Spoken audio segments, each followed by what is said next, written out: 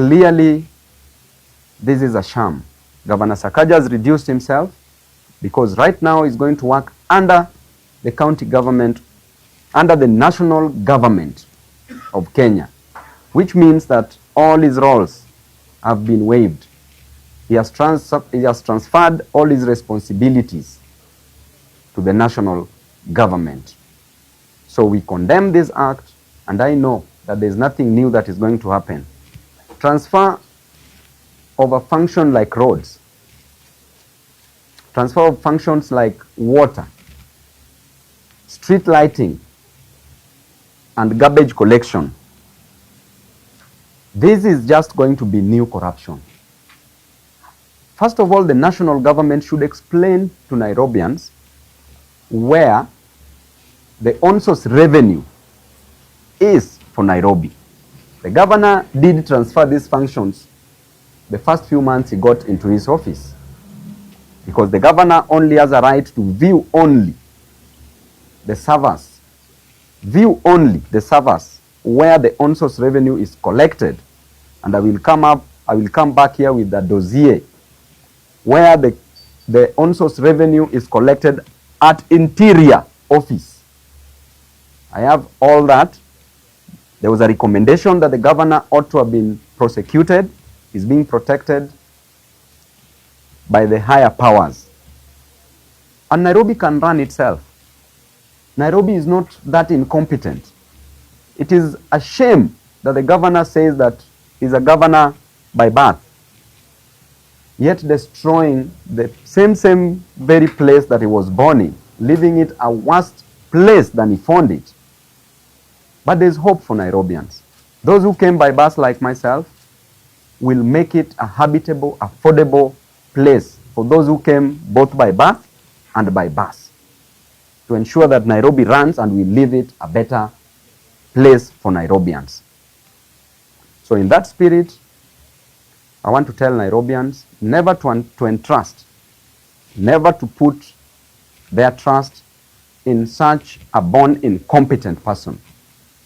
This time round, Nairobi will not reason with dimples. Reasoning will be with brains. It will be brains versus dimples. It's upon you to choose what will salvage you from the shackles of unemployment within Nairobi and get a clean, better, motorable city. A city under the sun, as we are proud of it. Therefore, I will invite questions from members of the press.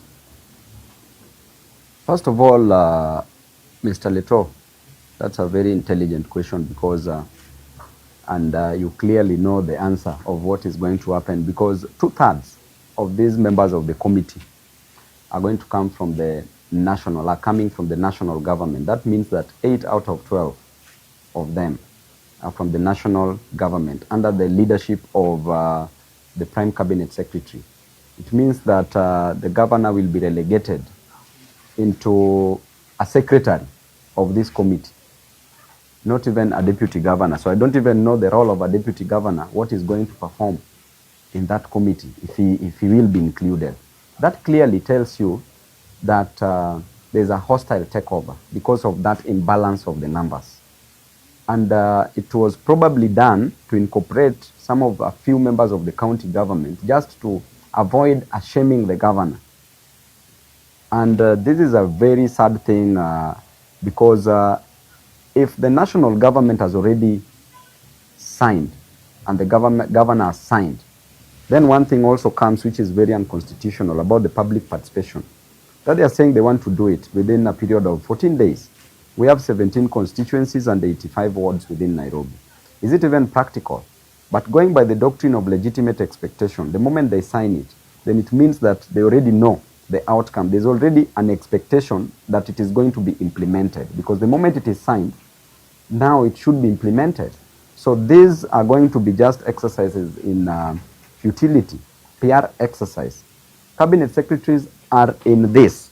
That tells you that there's a complete takeover. A complete takeover. When you have a company and you own 50% of the shares, You own 51% of the shares. And another person has 49. This company belongs to who? To the 51%, correct? And that is why we were fighting that Safaricom ought not to have been sold, should not be sold. Because we know that this Nairobi is going to run under the leadership of President Ruto. Now, the next question is, what intention do they have with Nairobi? What is it that they want to do in 1 year that was never done in 4 years? What is it?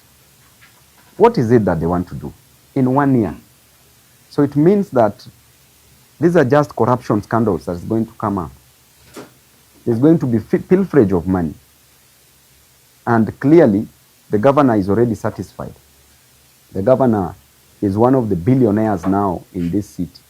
It's quite unfortunate that he's a governor and he has created a billionaire in himself instead of creating several millionaires within Nairobi County. Yes. Ndio. Kwanza rais anasisitiza kwa sasa, anazungumza ile anasema kwamba hawajachukua kaunti ya Nairobi, kwamba wameshirikiana tu katika kufanikisha majukumu